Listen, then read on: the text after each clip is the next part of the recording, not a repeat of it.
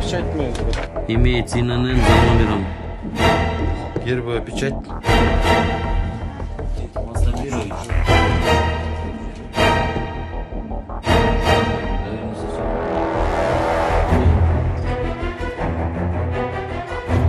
В частности, были обнаружены пустые бланки для изготовления доверенностей, согласия на выезд, то есть нотариальных документов. В количестве 233 штук, это пустые бланки, 13 листов, бланки, на которых имеется штамп и гербовая печать с подписью от имени Курмакеевой.